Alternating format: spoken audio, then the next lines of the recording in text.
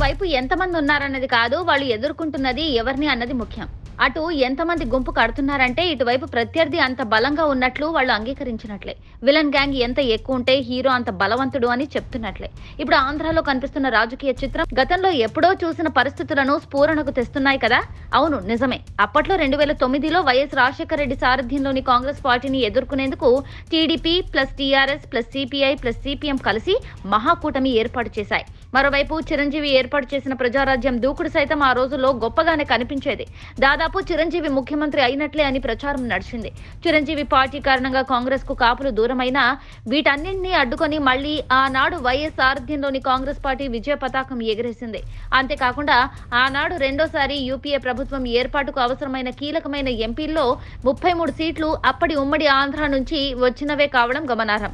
ఇదే అంశాన్ని అప్పటి ప్రధాని మన్మోహన్ సింగ్ సైతం అంగీకరించారు. ఇక ఆనాటి అసెంబ్లీ ఎన్నికల ఫలితాలను చూస్తే మొత్తం 294 స్థానాలకు గాను కాంగ్రెస్ 157, తెలుగుదేశం, తెరాస, వామపక్షాలు కలిసి వచ్చిన మహాకూటమి 106 స్థానాల్లో గెలవగా ప్రజారాజ్యం 18, ఇతరులు 13 సీట్లు గెలిచారు.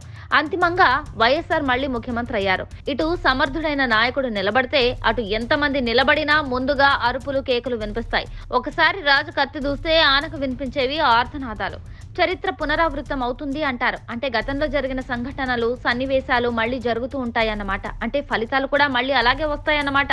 ఆ సిద్ధాంతం ప్రకారం 2009లో జరిగినట్లుగానే రానున్న ఎన్నికల్లో సైతం టీడీపీ ప్లస్ జనసేన ప్రస్తుతం పొత్తులో ఉండగా బీజేపీని సైతం ఆ కూటమిలోకి తేవడానికి చంద్రబాబు, పవన్ కళ్యాణ్ ఇంకా బీజేపీ అధ్యక్షురాలు పురంధేశ్వరి సైతం తీవ్రంగా ప్రయత్నిస్తున్నారు. కేంద్రంలోని బీజేపీ పెద్దలను తమతో కలిసి రావాల్సిందిగా కోరుతున్నారు.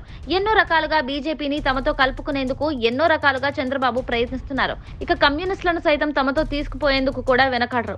ఇక వైఎస్ఆర్ కాంగ్రెస్ పార్టీ అధినేత జగన్ మాత్రం తనకు వేరే ఏ పార్టీతో పొత్తు వద్దని, ప్రజలే తమకు మద్దతుదారులు అని చెప్తూ తన అంతర్గత సర్వేలు, నివేదికలు, లెక్కలు వేసుకుంటూ ఒక్కో నియోజకవర్గాన్ని క్లియర్ చేసుకుంటూ బిజీగా ఉన్నారు. ఇటు చంద్రబాబు జనసేన ఎవరికి ఎన్ని సీట్లు అన్నది కూడా లెక్క తేలలేదు. కాపుల మద్దతు టీడీపీకి ఉంటుందా లేదా అన్నది కూడా ఇంకా కావడం లేదు. మొత్తానికి అటువైపు గుంపుగా వస్తుండగా జగన్ మాత్రం సంక్షేమం, అభివృద్ధి తను గెలిపిస్తాయంటూ సింగిల్ గా వెళ్తున్నారు. అప్పట్లో వైఎస్ఆర్ సాధించినట్లే సింగిల్ హ్యాండ్ విజయం సాధిస్తామని జగన్, ఆయన సైన్యం గట్టిగా నమ్ముతూ యుద్ధానికి సన్నద్ధమవుతున్నారు. Subscribe to Social TV Telugu for more videos. Hit the bell icon for faster updates.